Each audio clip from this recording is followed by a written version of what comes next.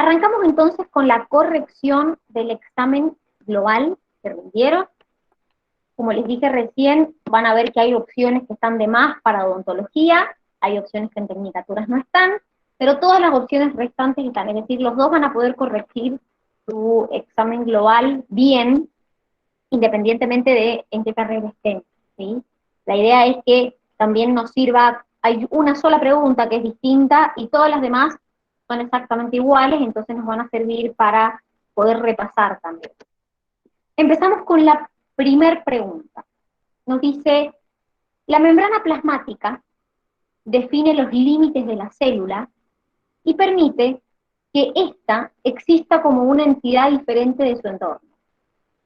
¿Cuál de las siguientes características estructural y o funcional es propia de los lípidos que componen la membrana? ¿Alguien se acuerda cómo definíamos a la membrana?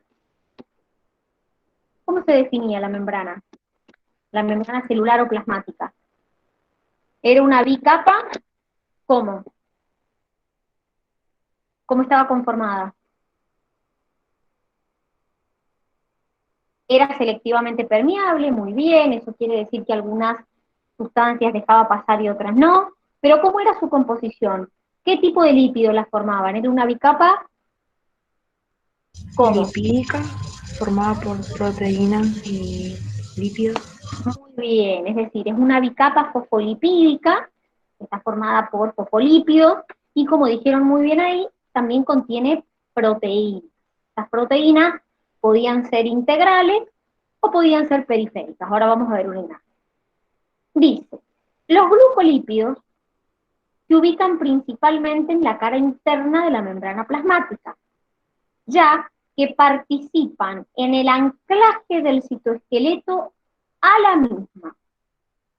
Si ustedes se acuerdan, esto que tienen acá es la unión de oligosacáridos unidos a proteínas, y acá tenemos oligosacáridos unidos a lípidos.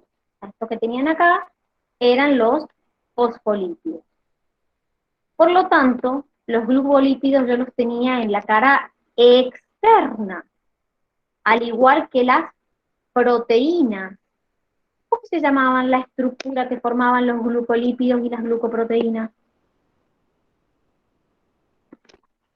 ¿Cómo se llamaba esa estructura?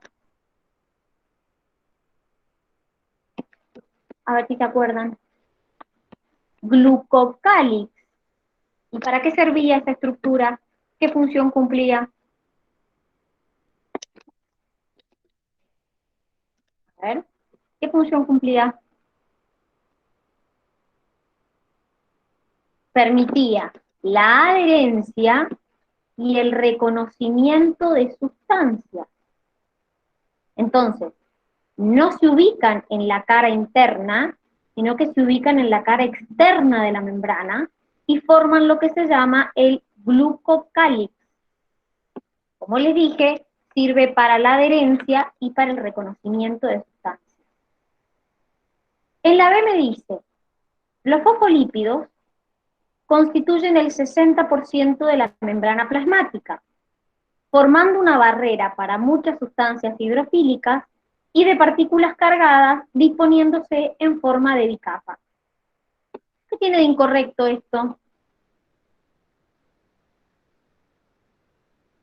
Los porcentajes son al revés.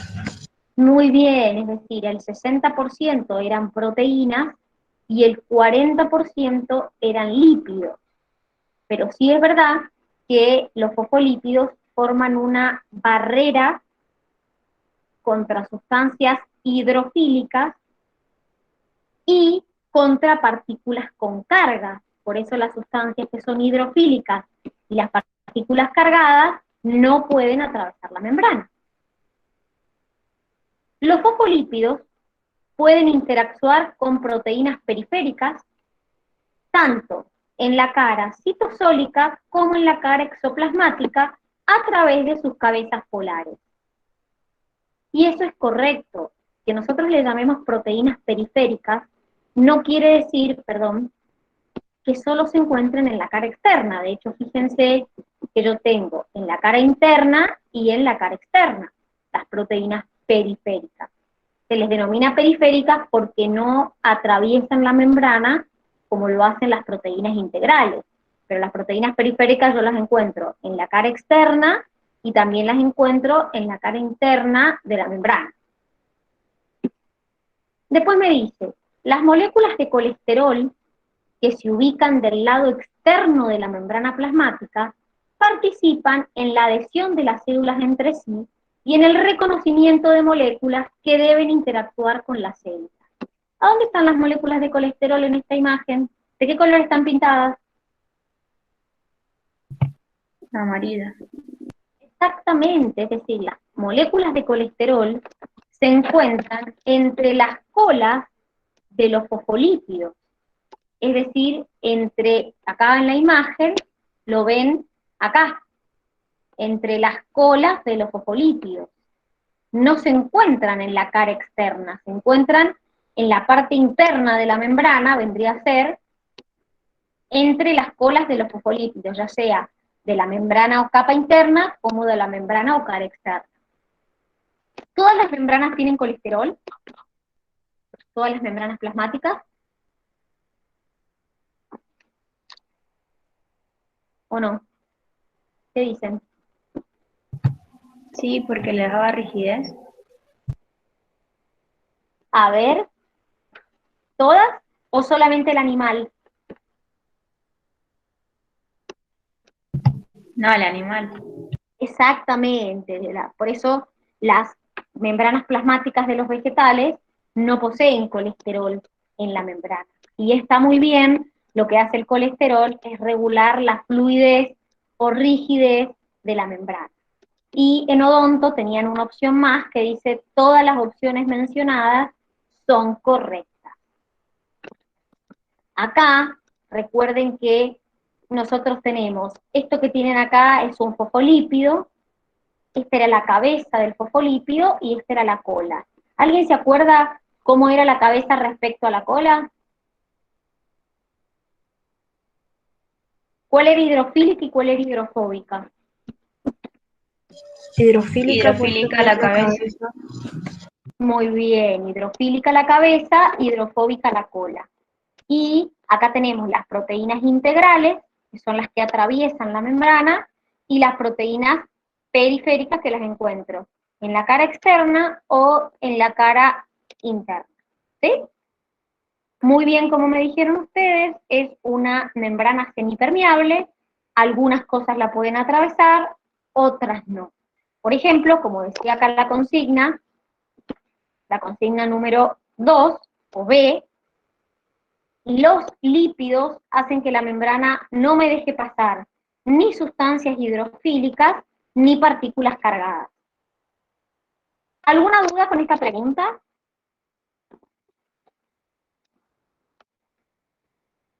¿No? No, profe. Vamos con la pregunta 2. Me dice, los lisosomas son vesículas que forman parte del sistema de endomembrana. ¿Cuál de las siguientes características es propia de la organela? A. Presentan bombas en su membrana que transportan protones al interior de la vesícula con gasto de energía. Y esto es correcto. ¿Para qué se bombeaban protones al interior del lisosoma? A ver. ¿Por qué tenía estas Para bombas? llegar al equilibrio. A ver cómo era esto. ¿Por qué yo necesito bombear protones hacia adentro del lisosoma? ¿Qué tiene que haber dentro del lisosoma? Primero, ¿qué hay dentro del lisosoma? ¿Cómo se llamaban las enzimas que habían en el lisosoma? ¿Cómo se llamaban esas enzimas?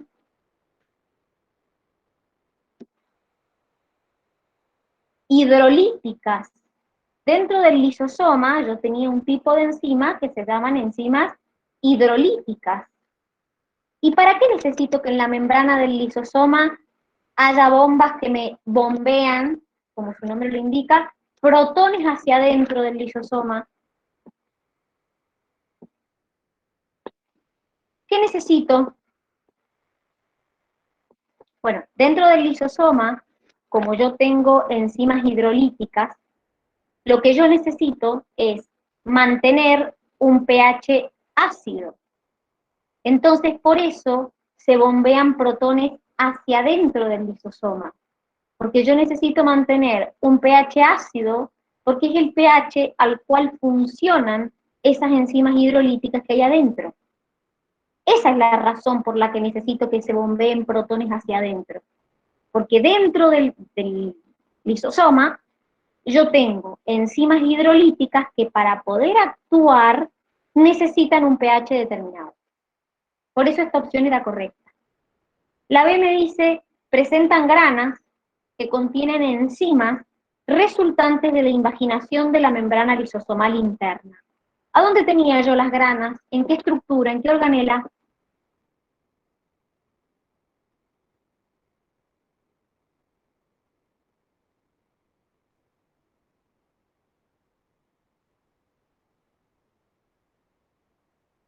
¿En qué organela había En granas? los cloroplastos. Muy bien, que parecían, ¿se acuerda? Como pilitas de monedas. ¿Se acuerdan el cloroplasto? Que tenía la membrana y adentro tenía como pilitas de membranas o de pilas de monedas que estaban formados por membrana pilacoidal. Eso es una grana. Entonces no están en el lisosoma, están en los cloroplastos, que son otras organelas. Presentan en su membrana pseudopeptidoglucanos, que la protegen de la acción digestiva de las enzimas que contienen. ¿Qué membrana contenía pseudopeptidoglucanos, chicos? Porque eso lo vieron.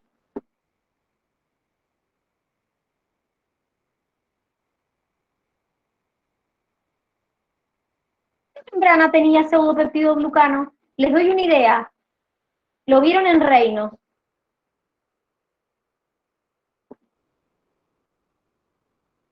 A ver, ¿qué tenía pseudopeptidoglucano en su membrana? A ver si se acuerdan. Las Puntualmente. bacterias. ¿Qué bacteria? Muy bien, muy bien. ¿Quién tenía pseudopeptidoglucano y en dónde? Porque no es en la membrana.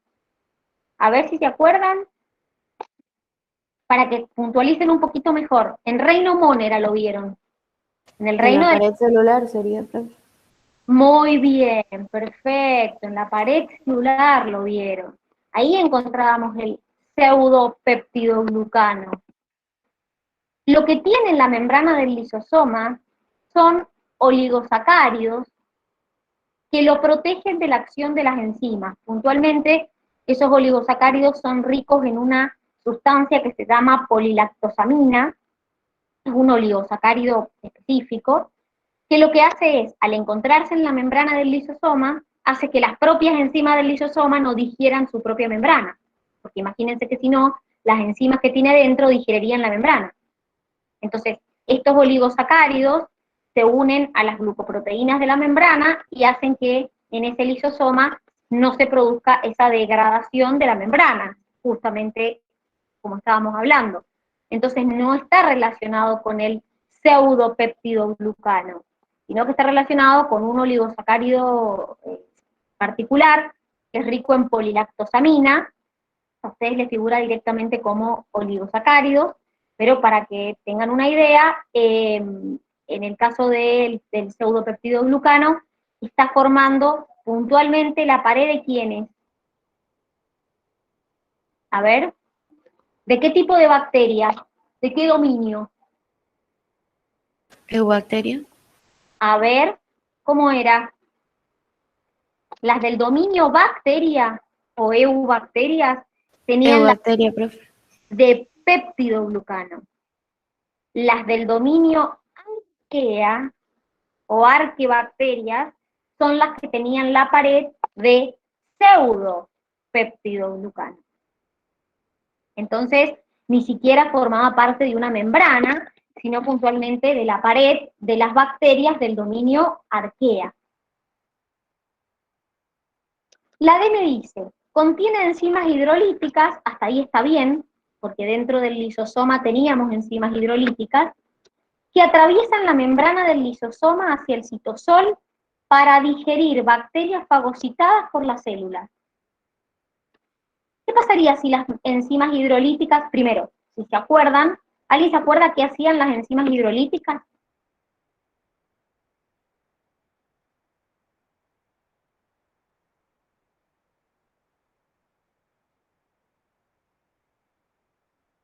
¿Qué hacían?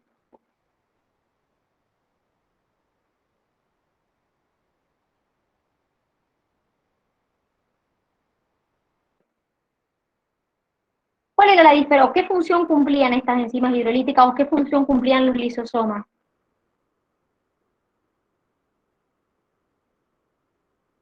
Las enzimas hidrolíticas hacen procesos de degradación de macromoléculas y digestión intracelular. Entonces, si esas enzimas salieran del lisosoma y fueran hacia el citosol, se degradaría la célula.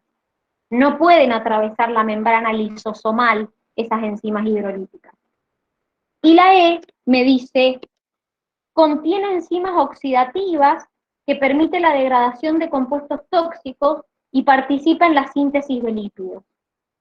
¿Qué estructura contenía enzimas oxidativas?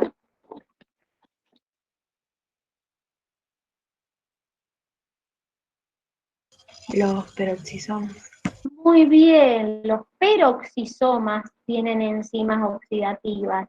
Y en este caso, los peroxisomas se encargaban de la degradación de compuestos tóxicos, eso es verdad, y participaban en la degradación de los lípidos. Entonces, por eso la E también era incorrecta. Les repito, en el caso de Tecnicaturas no son 5 opciones, sino que son 4, pero como los chicos de odonto tienen hasta la E, por eso he agregado en cada pregunta hasta la opción E. ¿Sí? Por ahí, por eso en técnico la D o la E no están. Por eso los chicos de Tecnicatura vayan fijándose, pero tiene 5 opciones justamente para que también sirva la corrección para los chicos de odontología. Vamos con la pregunta 3. Las células glandulares pancreáticas que secretan enzimas digestivas se especializan en la síntesis de proteínas para exportar.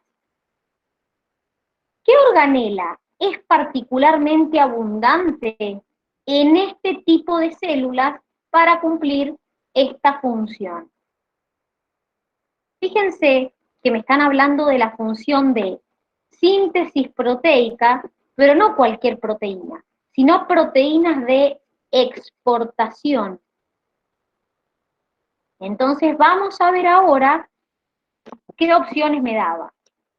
Retículo rugoso, peroxisoma, glioxisoma, lisosoma y una opción más que decía ribosomas libres en el citoplasma. Vamos por partes. ¿Qué dos estructuras se encargaban, que nosotros vimos en células, se encargaban de la síntesis de proteínas?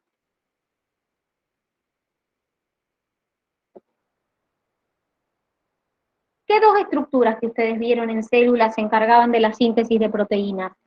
Uno eran los ribosomas. ¿Y en qué otra estructura, que también tenía ribosomas, podía sintetizar proteínas? En el retículo endoplasmático rugoso. Muy bien, en el retículo endoplasmático rugoso. ¿Cuál era la diferencia entre ambos? Entre las proteínas que sintetiza un ribosoma libre y el retículo rugoso.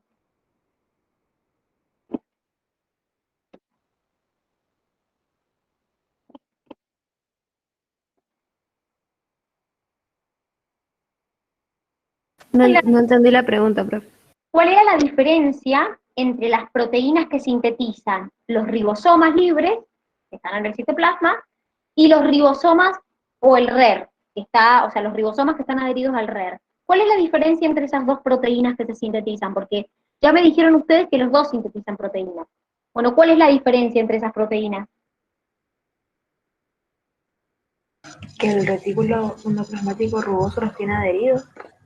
Bueno, pero ¿y la proteína que sintetizan? ¿Cuál es la diferencia?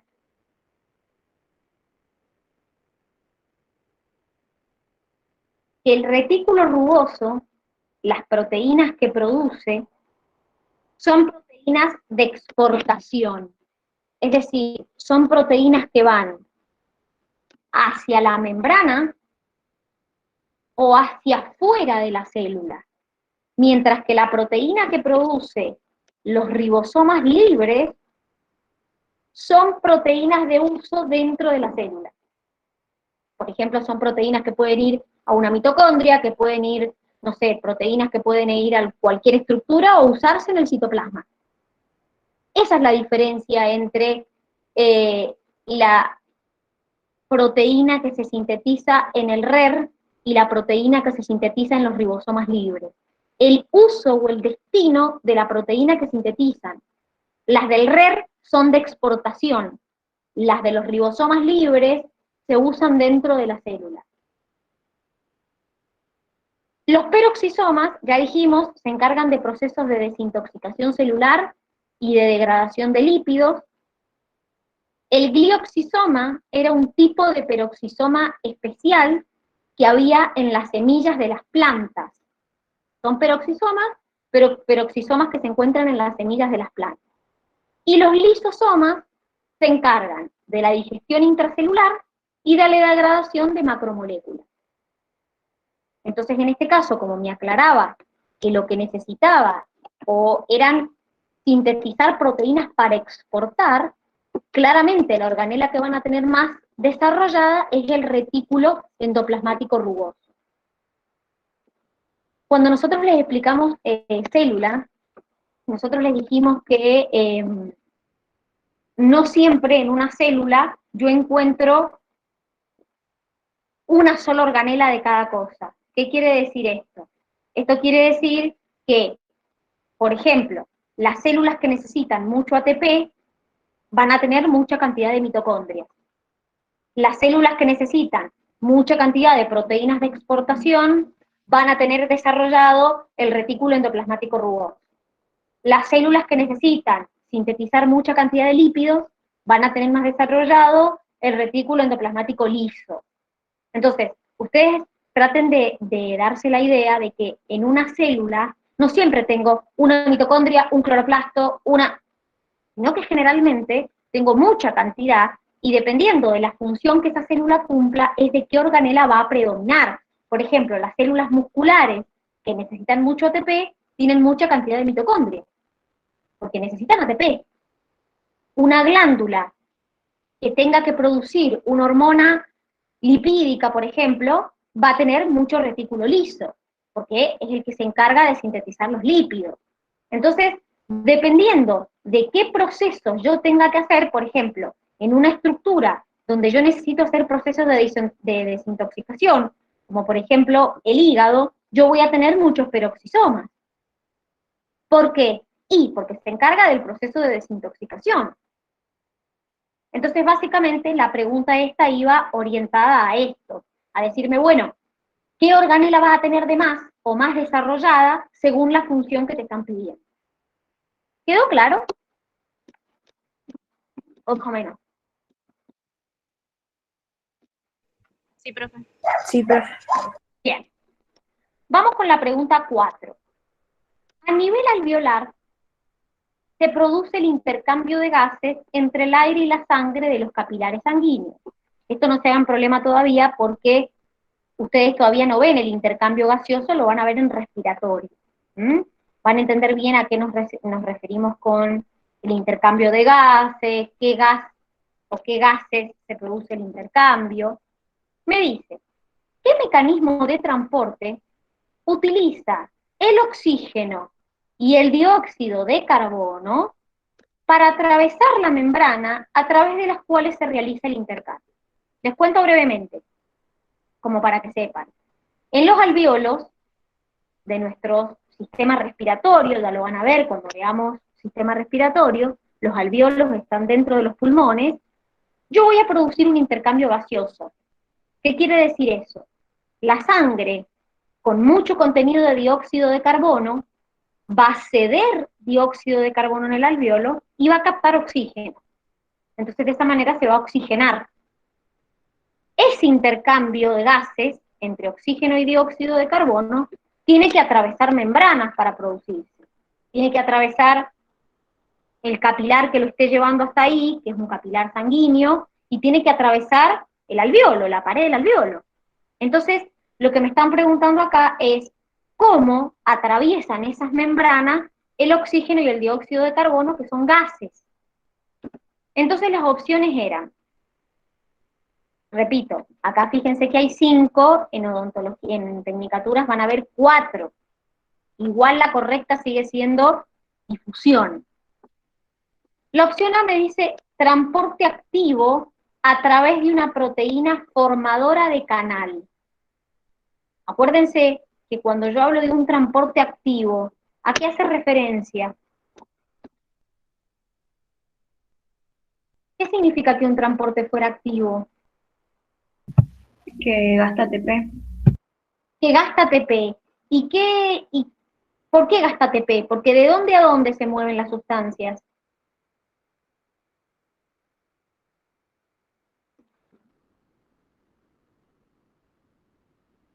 ¿Del interior hacia el exterior? A ¿O ver, al revés? ¿cómo era eso? No, del exterior hacia el interior, ¿no era? Acuérdense que eso no está relacionado con interior o exterior, está relacionado con concentraciones. Es decir, el transporte activo. ¿De dónde? A ver cómo es. De donde había más hacia donde había menos, ¿era? Para buscar el equilibrio. Activo. Se hacía en contra de un gradiente de concentración. Eso quiere decir que se hace desde donde hay menos concentración a donde hay más. Eso era un transporte activo, que uno mueve una sustancia en contra de un gradiente, de menor concentración a mayor concentración. En ese caso, me dice, a partir de la formación de un canal, por ejemplo, yo tengo canales iónicos que son activos, por ejemplo, canales para el sodio, canales para el potasio, canales para el calcio, que son transportes activos, es decir, que van a mover la sustancia de menos concentración a más concentración, en contra de un gradiente. Después me dice transporte activos dependientes de ATP. Cuando yo digo que el transporte es activo dependiente de ATP, digo que es un transporte que justamente va a moverse en forma activa, es decir, de menos a más. Entonces, obviamente, en el caso del movimiento de los gases, como me están preguntando acá, no es un transporte activo, es un transporte pasivo, porque tanto el oxígeno como el dióxido de carbono se mueven de donde hay más a donde hay menos. Entonces es un proceso de difusión. Los gases se mueven por difusión. Después me dice endocitosis mediada por receptor. Acuérdense que la endocitosis mediada por receptor era esta. ¿Se acuerdan? Que yo tenía receptores en la membrana donde la sustancia llegaba, la membrana se invaginaba y me formaba una vesícula. Este tipo de endocitosis es un transporte, lo mismo que la exocitosis, es un transporte que estaba relacionado con la formación de vesículas. Entonces, por este transporte, por ejemplo, ingresaba el colesterol, también vimos la insulina. La pinocitosis también era una endocitosis, pero donde entraban lípidos, miren. Acá entraban líquidos, acá se ve la sustancia líquida, se invaginaba la membrana y se formaba la vesícula. Y adentro contenía el líquido. Entonces, para que se acuerden un poquito de cómo era esto, las moléculas polares grandes no pueden atravesar. Dime. ¿En la pinocitosis entraba el líquido extracelular? En la pinocitosis ingresa líquido hacia el interior de una célula, exactamente. Sí, ese líquido puede ser agua o otro líquido. Sí, exactamente. Ah, bien. Fíjense, acá les hice una un esquemita, que es el que tienen en el cuadernillo, para que recordaran qué sustancias podían atravesar la membrana y cuáles no libremente. Por ejemplo, las moléculas polares grandes, como la glucosa, las proteínas, los aminoácidos, no pueden atravesar la membrana libremente. Las moléculas con carga, o partículas con cargas, tampoco pueden atravesar la membrana libremente. ¿Quiénes podían atravesar la membrana libremente? Y, por ejemplo, la urea, el glicerol, el agua, que son polares sin carga, o moléculas no polares, como por ejemplo el oxígeno. Miren, acá tenemos gases, hormonas lipídicas, hormonas esteroideas son hormonas que tienen naturaleza lipídica. Entonces acuérdense una cosa, las pequeñas, las no polares y las sin carga son las que pueden atravesar la membrana libremente, el resto no. Acá les puse esto como para que se acordaran un poquito de los distintos tipos de transporte. Difusión simple era cuando directamente la sustancia atravesaba la membrana, sin ayuda de nadie. De mayor concentración a menor, es decir, como les estamos mostrando acá, esto es mediante un transporte pasivo. Después teníamos los canales, en este caso son todas proteínas. Después teníamos los canales y los transportadores. El canal siempre es pasivo, siempre me movía sustancias de mayor concentración a menor. Y los transportadores, que también eran proteínas, podían ser pasivas o activas. Podían moverme sustancias de más a menos concentración o al revés, de menos a más. Pero era con ayuda de una proteína. Entonces ustedes cuando vieron tres tipos de transporte. Libremente a través de los fosfolípidos, por proteínas que lo ayuden a pasar, o por medio de vesículas. Esos son los tres tipos de transporte que ustedes vieron cuando vimos permeabilidad. ¿Se acordaron? Entonces, los gases entran por difusión, salen por difusión. Es un proceso pasivo. Directamente atraviesan la membrana, de mayor concentración a menor concentración. Es una difusión simple. ¿Se entiende, chicos? Sí, profe, se entiende. Sí, profe. La glucólisis es una ruta metabólica que ocurre en el citosol, tanto de células procariotas como de células eucariotas. ¿Cuál es el resultado de la glucólisis de una molécula de glucosa? Esto en los chicos de odonto estaba más desarrollado, porque ustedes ven todas las etapas de la glucólisis, y en los chicos de tecnicatura solo veían que se formaba nada más, pero salían los dos.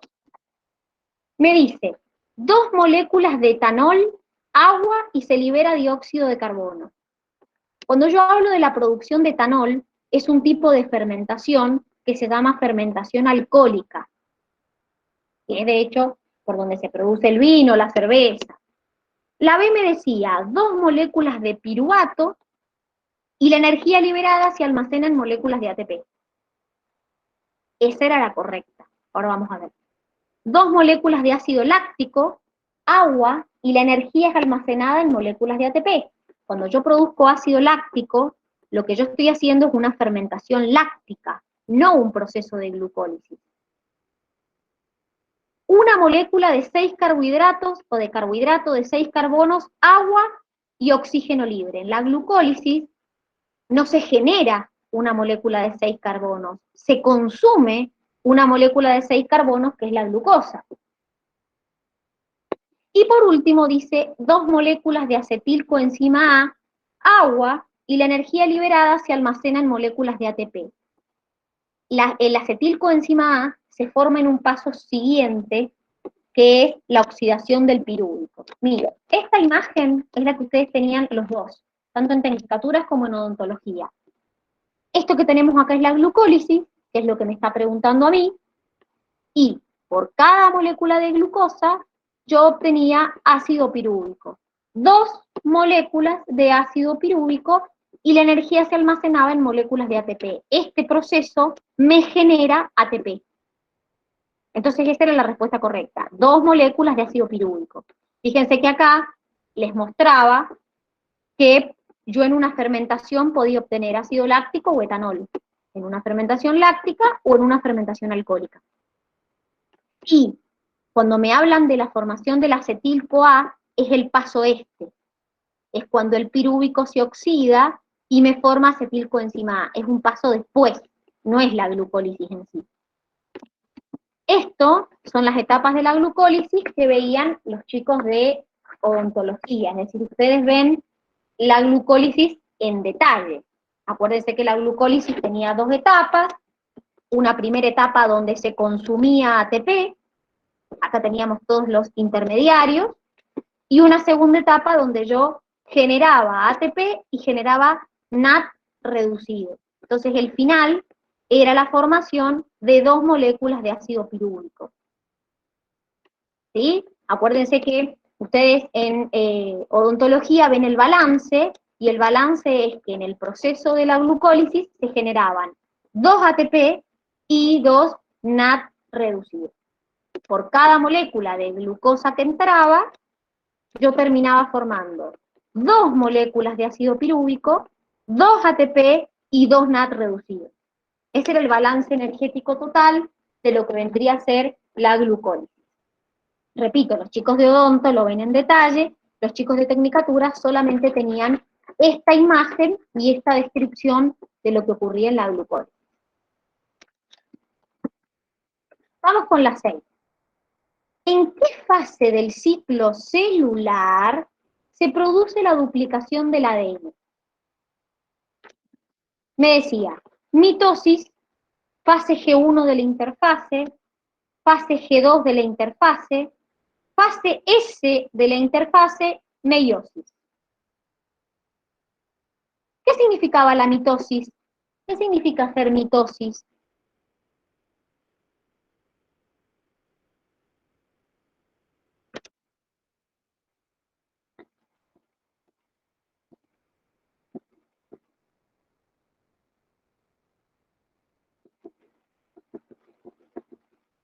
¿Qué significaba hacer mitosis?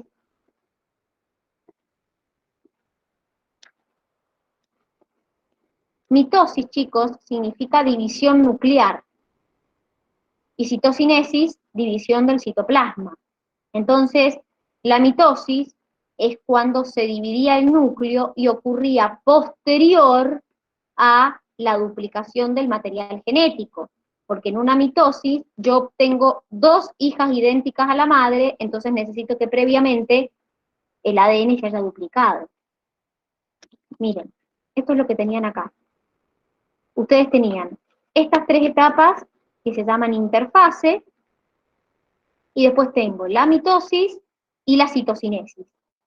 La mitosis es división del núcleo, y la citocinesis era división del citoplasma. Previo a hacer mitosis y citocinesis, yo hacía esta etapa que se llama interfase. ¿Sí? Entonces, en la interfase yo tenía 3 etapas, G1, S y G2. En la G1 es donde yo duplicaba organelas, la célula crecía en tamaño. En la S es donde puntualmente se duplicaba el material genético. De hecho, ustedes vieron el proceso de replicación del ADN en la unidad que seguía, vieron cómo se replicaba ese ADN. Y en la G2 es donde yo empezaba a ensamblar estructuras que se usaban en la mitosis y en la citocinesis. Entonces, la S era una fase de la interfase. No es ni la mitosis ni la citocinesis, es una etapa previa. Yo en la mitosis, para poder dividir en 2 células idénticas, tengo que previamente haber duplicado el ADN. Y en la E, que es la meiosis, que salía en odontología, si ustedes se fijan, la meiosis, previo a hacer meiosis 1, yo también dividía, o mejor dicho, hacía esta etapa de interfase. Porque también duplicaba, previo a la meiosis 1, el ADN. Pero como les digo, son etapas previas a las divisiones nucleares. Antes de hacer mitosis o antes de la meiosis 1, yo hacía una interfase y en la fase S de esa interfase replicaba el material genético. Entonces, por eso la correcta era la opción D. Tanto G1, S y G2 son 3 fases de la interfase, previo a mitosis y previo a meiosis 1. ¿Se entendió? O más o menos. Sí, profe, se entendía. Bien, vamos con la 7. La capacidad de degustar un producto amargo se debe a la presencia de un alelo dominante. Si un hombre que presente esa capacidad gustativa, y me aclara, es heterocigota para esta característica, se casa con una mujer que no percibe el sabor amargo, ¿qué probabilidad habrá de que un hijo de ambos no perciba el sabor? Entonces, primero, esto es un problema de genética. Me hablan de una sola característica que es el detectar o no un sabor amargo. Por lo tanto, si me habla de una sola característica, es una cruza monohíbrida. Pero me aclara que el detectar el sabor es un alelo dominante. Por lo tanto, chicos, cuando la característica es dominante, si soy heterocigota, ¿o qué se expresa esa característica? Si es una característica dominante, para expresar esa característica dominante, ¿cómo tiene que ser mi genotipo?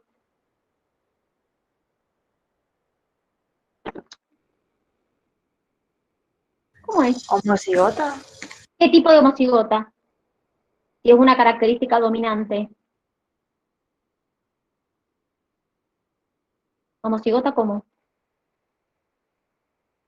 Homocigota dominante. Acuérdense que las características dominantes se expresan con al menos un alelo dominante. Eso quiere decir que si yo soy heterocigota o soy homocigota dominante, voy a tener la característica dominante. En este caso, la característica dominante es detectar el sabor amargo. O sea que si yo no detecto el sabor amargo, ¿cómo voy a hacer? Miren, la capacidad para detectar el sabor amargo se debe a un alelo dominante. Es decir, que la capacidad para, o sea, si no tengo capacidad para detectarlo, es un alelo recesivo. Quiere decir que si es una característica recesiva, el no detectar el amargo, la única manera de ser es ser homocigota recesivo. Entonces, fíjense, me dicen que el hombre era heterocigota y que detectaba el amargo, y que la mujer no lo detectaba el amargo. O sea que a la mujer no le queda otra que ser homocigota recesiva. Entonces, hago el PANET, hago mi cruza, y me preguntan, ¿qué probabilidad habrá de que el hijo no perciba el sabor? O sea que si yo no quiero que lo perciba, tiene que ser homocigota recesivo, porque es cuando no tiene capacidad para detectarlo. Entonces digo, 50% es heterocigota y 50% es homocigota recesivo. Ahora, si me voy al fenotipo, estos van a detectar el amargo y estos no lo van a detectar al amargo. Entonces quiere decir que el 50% de los hijos puede no detectar el sabor amargo. Entonces las opciones correctas eran, las opciones me decía 100, 50, 25, 75 y 0. La correcta era el 50%. Recuerden, chicos, que las características dominantes se expresan con un alelo dominante. O sea que si yo soy heterocigota, como acá, o soy homocigota dominante y tengo los dos dominantes, voy a expresar esa característica que en este caso es detectar el amargo. Y el no detectarlo va a ser una característica recesiva.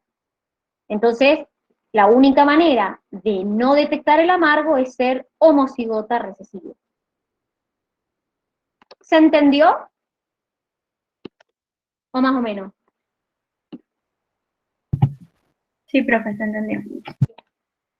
Seguimos. Vamos con la pregunta número 8. En la pregunta número 8 me dice, los seres humanos pueden hospedar muchas especies de parásitos, como oxiuro, tricuro, anquilostoma, áscares y triquinas. ¿A qué grupo pertenecen estos organismos? Acá las opciones cambiaban dependiendo de la carrera, por eso les he puesto así. Los chicos de odontología tenían estas 5 opciones: zooflagelados, platelmintos, opalímidos, esporozoos y nemátodos, y los chicos de tecnicatura tenían diplomónada, platelmintos, alveolados y nemátodos. Entonces, primero, ¿alguien se acuerda a qué reino pertenecían? El oxiuro, el tricuro, áscaris, la triquinela, ¿de qué reino eran? Reino Animalia. Perfecto, del reino Animalia. Entonces fíjense las opciones. Para los chicos de odonto, zooflagelados, ¿de qué reino eran los zooflagelados? ¿A qué reino pertenecían? ¿A qué reino pertenecían los zooflagelados? Ustedes ven el protista un poco más desarrollado. El zooflagelado pertenecía a el reino protista, donde vieron, por ejemplo, ustedes el Trypanosoma cruzi, causante del mal de Chagas, y la Yardia lamblia, causante de la yardasis. Platelmintos, ¿a qué reino pertenecían los platelmintos?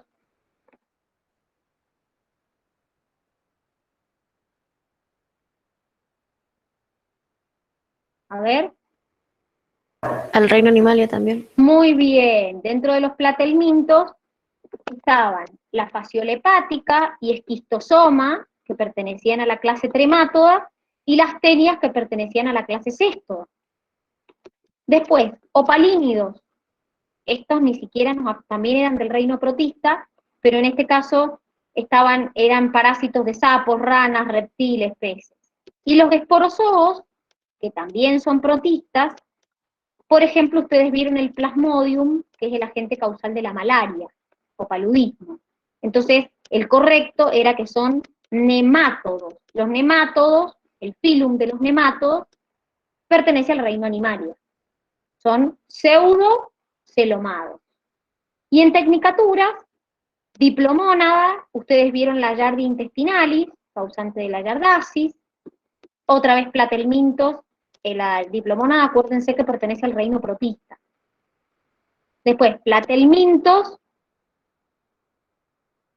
son animales. También, ustedes vieron fasciola y esquistosoma, la clase tremátoda, y las tenias, la clase cestoda. Y los alveolados, ustedes vieron 2 grupos. Dinoflagelados, que son los que producían la marea roja, y esporozoos, que dentro de esporozoos vieron también el Plasmodium, que es el causante del paludismo o la malaria. Entonces la correcta era los nemátodos, que son del reino Animalia. Puntualmente, filum de los nemátodos son pseudocelomados. Bien, acá tenían una imagen, acá está la triquinela spiralis, causante de la triquinosis, acá tenemos el ascaris, acá tenemos Enterobius oxiuro, acá tenemos el Trichuris trichura. Bueno, eran todos inmundos, básicamente, y son todos parásitos, algunos más grandes, otros microscópicos. Vamos con la 9. Respecto de los virus, señale lo correcto. Me dice, los bacteriófagos son ADN virus que se encargan de lisogenizar bacterias uniendo su material genético al del procarionte. ¿Eso es verdad? ¿O no? ¿Qué dicen? Sí, es verdad, profe. Muy bien, acuérdense que el bacteriófago eran virus que infectaban bacterias. Entonces lo que hacían era integrar su ADN al ADN de esa bacteria y infectaban esa bacteria. Todos los virus tienen una cubierta lipoproteica.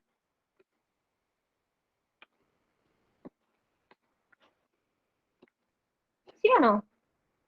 ¿Qué hacía la cubierta lipoproteica en el virus? ¿Qué le daba? ¿Más qué? más virulencia.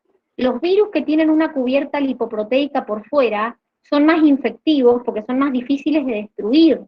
Entonces algunos podían tener la cubierta lipoproteica y otros no. La C me decía, el HIV es un ARN virus que produce proteínas virales en forma directa. ¿Por qué está incorrecto? Porque el HIV era un retrovirus. ¿Qué quiere decir esto? A partir del ARN formaba ADN, y a partir de ese ADN volvía a obtener ARN y formaba proteínas, que es un poco lo que tienen acá. Es decir, el VIH ingresa a la célula, el ARN viral se transcribía en forma inversa al ADN, el ADN del virus ingresaba a la célula, y una vez que ingresaba, hacía un proceso de transcripción y formaba ARN, y a partir de ese ARN sintetizaba proteínas. No es que lo sintetiza directamente. Hace primero una transcripción inversa, a partir del ARN formaba ADN, y después, a partir de ese ADN, formaba, a partir de un proceso de transcripción, nuevamente ARN. Y el último me dice, el virus de la polio infecta solo el tracto respiratorio.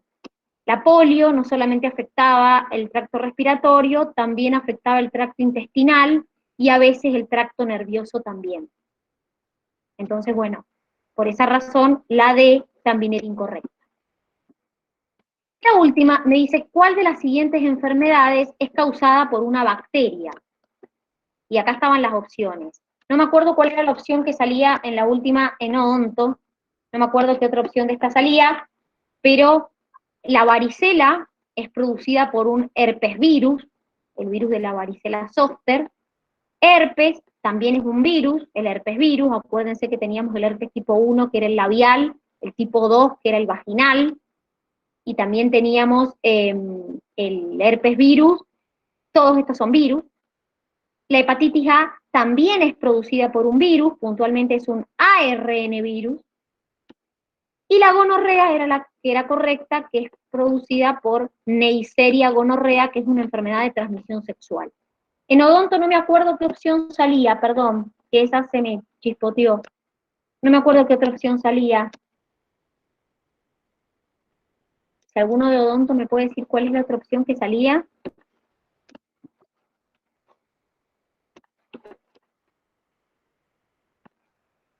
Bien, bueno, acá tienen el cuadrito de los virus. Acá fíjense que está lo de los herpes virus que le decía yo, el virus de la varicela y los dos tipos de herpes. Y acá tenemos la Neisseria gonorrea, que es el agente causal de la gonorrea, que es una enfermedad de transmisión sexual. Es una bacteria gram negativa y es un diplococo. También tenían ustedes la Neisseria meningitidis, que es la causante de la enfermedad meningocóxica, que es una meningitis de tipo bacteriano. También es un diplococo gram negativo. Pero puntualmente acá les preguntaban por el causante de la gonorrea. ¿Ha quedado alguna duda? ¿Algo que me quieran preguntar?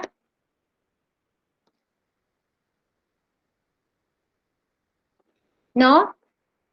No, profe, yo no. De mi parte no. Bien. Bueno, entonces, hasta acá llega la corrección del global. Traten de repasarlo, de volver a hacerlo, a ver en qué se han equivocado. Y siempre recuerden que esto no define nada, es simplemente ver dónde estamos parados, ver qué nos falta, en qué estamos bien, y nada más que eso. ¿Sí? Así que tampoco, si les ha ido mal, tampoco se bajonen, porque falta tiempo todavía para que rindan, todavía tenemos tiempo para repaso, para globales, así que tampoco se bajonen si no les ha ido tan bien o no han podido repasar todas las unidades. ¿Sí? Bueno, algunos los veo mañana, que son los que van presencial. Recuerden llevar la unidad de tejido, porque mañana vamos a terminar con tejido, y ahora les paso bien cómo va a seguir su cronograma. ¿Estamos? Bueno, profe, gracias. Que tengan una hermosa. Chau. Nos Chao, vemos. profe, gracias. Gracias.